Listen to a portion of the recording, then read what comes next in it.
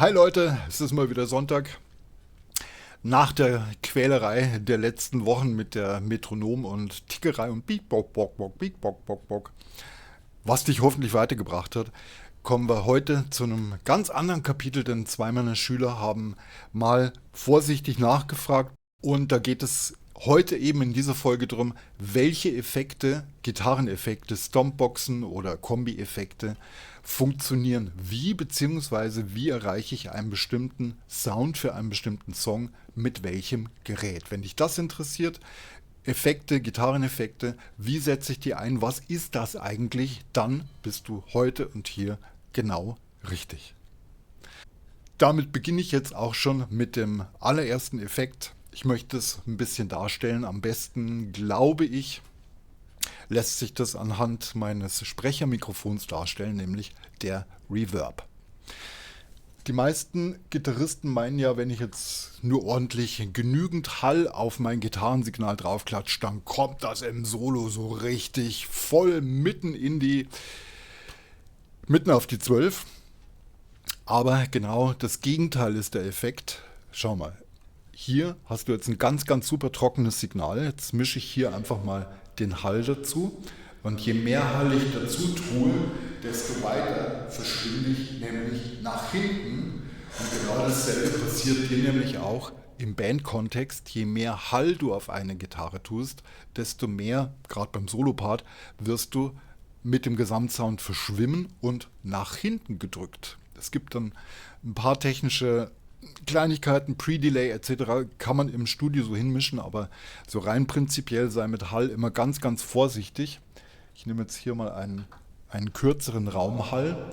Wenn ich den dezent dazu mische und du machst jetzt mal die Augen zu und hörst jetzt mal, wie groß ist der Raum, in dem ich sitze. Ich würde jetzt sagen, das ist eine richtig große, geräumige Garage. Wenn ich hier aber jetzt zu viel rein tue, dann stehe ich nämlich am hinteren Ende der Garage und nicht mehr, wie jetzt hier ganz trocken, am vorderen Ende. So, den lassen wir jetzt einfach mal so, wie er da steht. Es ist in meinem Mackie Pro FX ein Programm Nummer 1, ein schöner, angenehmer, warmer Raum. Spielt sich ganz gut, aber wie gesagt, Reverb nicht übertreiben. Damit kommen wir jetzt zu Effekt Nummer 2 und ihr seht schon, ich habe die passende Gitarre dazu. Es geht nämlich um Phaser und Flanger. Alle Effekte, die ich jetzt hier heute mache, mache ich mit meinem Plethora X3. Das ist dieses Ding. Der kann meiner Meinung nach Effekte richtig, richtig gut. Original-Sounds, original angelehnte Sounds. Also solltet ihr mit der Idee spielen, digitale Effekte einzukaufen, Plethora kann ich nur empfehlen. TC Electronic meiner Meinung nach macht Wahnsinnsdinger, macht Wahnsinnseffekte. Und da kommt eben jetzt als erstes mal der Phaser. Ich finde das am schwierigsten abzubilden, Phaser und Flanger, weil die alleine immer so ein bisschen nach gar nichts klingen. Das wäre jetzt zum Beispiel dieses Gerät hier oder dementsprechend eines dieser Phaser-Geräte. Und der kommt so richtig zum Tragen, wenn ich das so mache wie Ed Van Halen. So, da haben wir ganz trocken. Jetzt lege ich mal mein Gitarrensignal mit dem Phaser auf eine Seite. So. Das heißt, es ist jetzt nur, Gitarre kommt von einer Seite und die andere Seite setze ich jetzt in den Hall. Und schon bewegen wir uns nämlich in die richtige Richtung. Schon wird es nämlich ein bisschen Van Haliger. Und um das jetzt richtig abzubilden, schalte ich noch einen Effekt dazu. Und das ist ein Delay. Ein Delay heißt einfach, dass ich ein Echo im Signal habe, das quasi meinen Anschlag in einer bestimmten Abfolge wiederholt. So, den schalte ich dazu. So, das ist alles. Delay. Ich gehe nachher nochmal kurz drauf ein. So, und hier haben wir jetzt ein bisschen, natürlich nicht ganz, aber hier haben wir jetzt ein bisschen den Sound passend zu.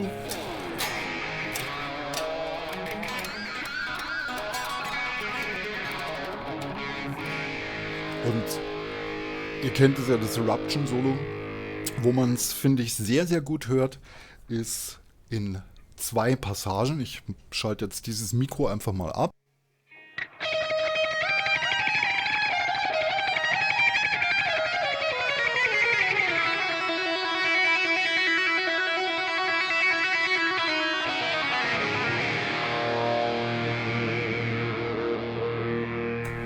Und natürlich in dem ganz, ganz berühmten Tapping-Part.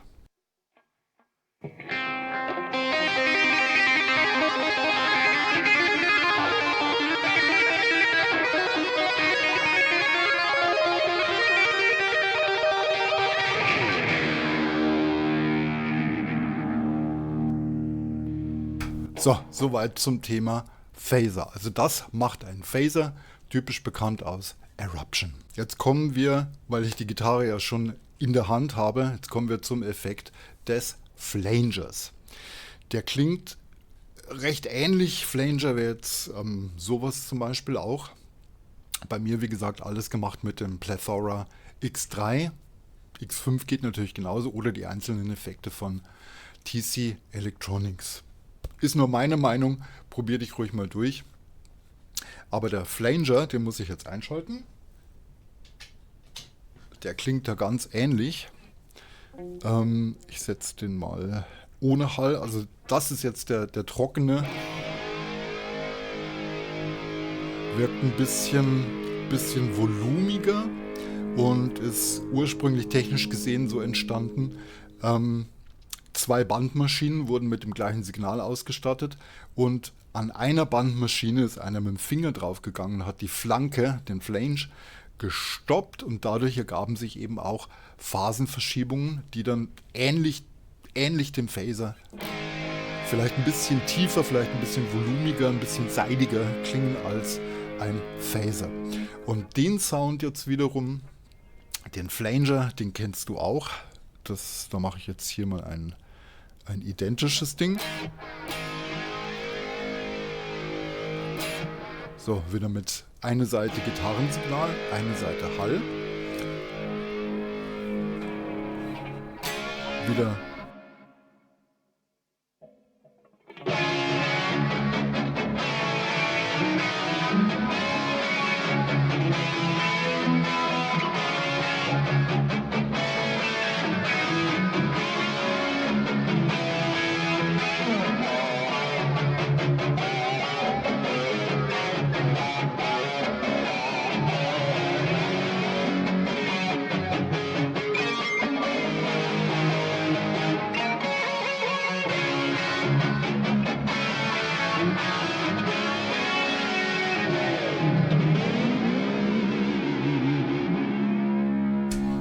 So, das war Unchained von Van Halen und das war jetzt so ganz, ganz typisch eben der Flanger-Effekt. Heute im Video muss ich leider ein paar Mal cutten, denn ich muss die Effekte umstellen. Ist nicht alles so vorprogrammiert, wie ich es jetzt heute hier zeigen kann. Also nicht böse sein, hier sind jetzt hin und wieder ein paar Schnitte drin. Ich lege ja eigentlich sehr viel Wert drauf, dass meine Videos, meine Sonntagsvideos immer schön am Stück sind. Aber heute, wie gesagt, nicht. Dann kommen wir mal direkt zu dem Effekt des Delays. Das kann ich jetzt auch mit der Gitarre, glaube ich, noch ganz gut demonstrieren. Und zwar habe ich jetzt hier einfach ein Delay.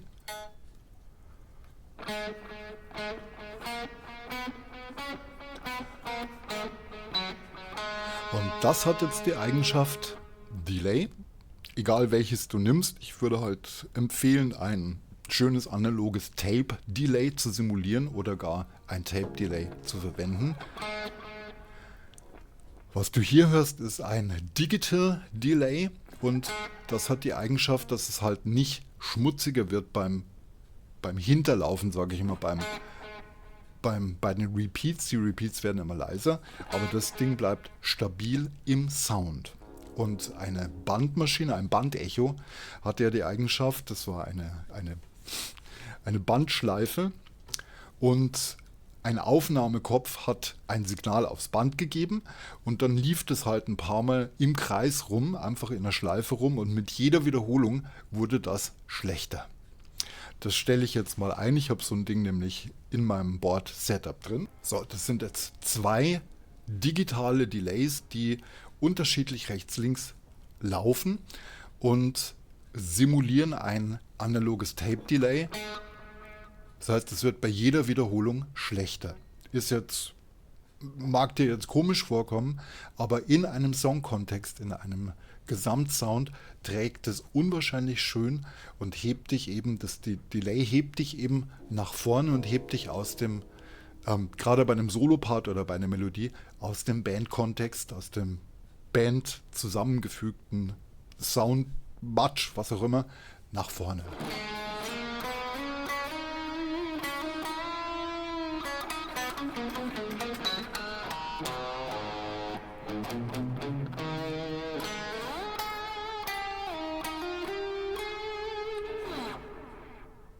So, da hört man es recht schön. Das ist also der Effekt des Delays. Da bitte unterscheiden, digitales Delay läuft neutral, bei jeder Wiederholung wird es halt leiser und läuft neutral im Sound. Analoges Tape Delay hat die Eigenschaft, immer schmuddeliger zu werden, simuliert also, wie das Signal auf dem Tonband, auf dieser Tonbandschleife früher verlief. Okay, hier kurzer Cut, ich wechsle mal Gitarre.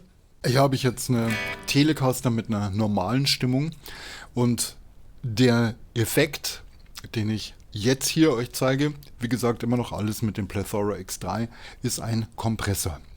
Jetzt hat die Tele ja typischerweise ohnehin schon ziemlichen Knack drauf, aber dieser knackige Sound hat halt auch den Nachteil, dass er relativ schnell verschwindet. Und jetzt kommt eben ein Kompressor ins Spiel, ganz egal welchen du nimmst, von Boss, von wie auch immer. Der Effekt bzw. das Wirkungsprinzip ist folgendes: Du spielst einen Ton an, der Kompressor kriegt dieses Signal, staucht es dir auf ein bestimmtes Level zusammen und gibt dir hinten, wenn der Ton an der Gitarre abklingt, gibt er dir hinten dieses Signal wieder dazu. Das heißt, die super knackigen Anschläge werden abgefangen und dafür steht dein Akkord halt ein ganzes Stück länger. Das klingt jetzt hier mit dieser Gitarre, so klingt die Natura.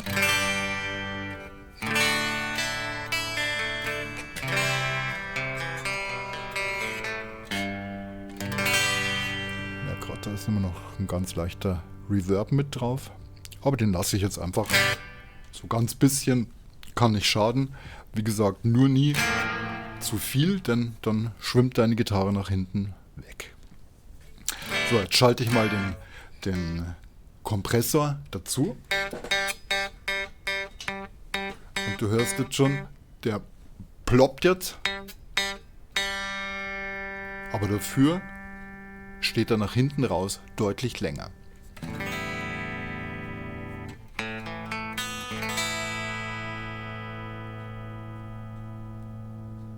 Das ist natürlich ein schöner Effekt, gerade wenn du clean spielst, mit dem Verzerrer. Distortion werde ich jetzt heute hier nicht anschneiden. Distortion kannst du ja gucken. Ich habe da eine ganze Riesenserie mit analogen Distortion-Effekten letztes Jahr gemacht. Fräst dich einfach mal durch und du findest deinen passenden Sound, garantiert. So, also heute keine Distortion. Vor allem mit dem Kompressor. Ein Distorted Sound, ein verzerrter Sound ist ohnehin schon as compressed as possible. Also nochmal der Kompressor drauf, gibt nur Matsch und drückt sich wiederum im Band-Kontext ganz hinten an die Wand. Aber mit Clean Sounds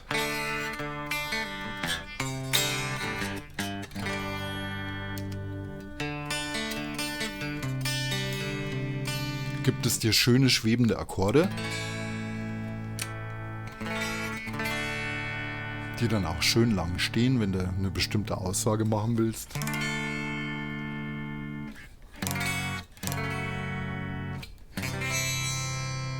Und nimmt dir vorne eben diesen Attack, fängt er dir ein bisschen ab. Normalerweise, du spielst an, hast einen lauten Knack und dann kommt irgendwie gar nichts. Und der Kompressor nivelliert dir quasi dein Signal.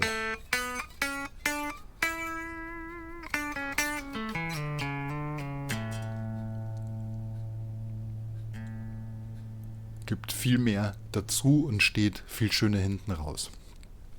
Zu diesem Kompressor, den ich eigentlich im Clean Sound möglichst immer mit drin habe, kommt jetzt eben der nächste Effekt und das ist der Chorus. Chorus funktioniert, würde ich jetzt mal sagen, ähnlich wie der Flanger und der Phaser, aber hier wird das Signal im Gerät quasi verdoppelt und wird anteilig dazu gemischt mit einem gleichmäßigen Zeitversatz. Und das hat den Effekt, dass dein Sound einfach viel schöner, viel breiter klingt und als würde quasi eine zweite Gitarre mitspielen oder du eine 12-seitige Gitarre anschlagen. Okay, und dazu schalte ich eben jetzt den Chorus dazu. Der klingt dann so. Du hörst schon so eine leichte Welle.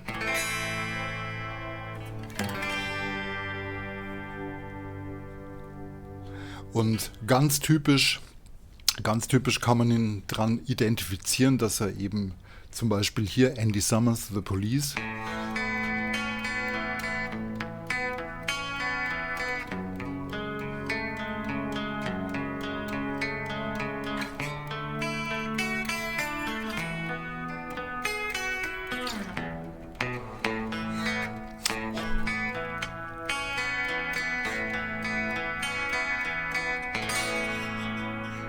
So, soweit zum Thema Chorus. Chorus ist in so mancher Western-Akustikgitarre sogar mit eingebaut im Tonabnehmersystem. Ist also immer dann, wenn du zum Beispiel allein mit deiner Gitarre schönen Song untermalen willst, clean Sounds hast, dann kommt so ein Chorus richtig schön zum Tragen und gibt dir einfach einen ganz tollen breiten Teppich zum Spielen, zum Tragen. Pitch Shifter gibt es ja auch in ganz verschiedenen Ausführungen. Ich habe jetzt hier mal aus meinem Plethora eine simple Oktave rausgeholt und kennen tust du das zum Beispiel aus dem Song. Ich schalte mal das Mikro wieder ab.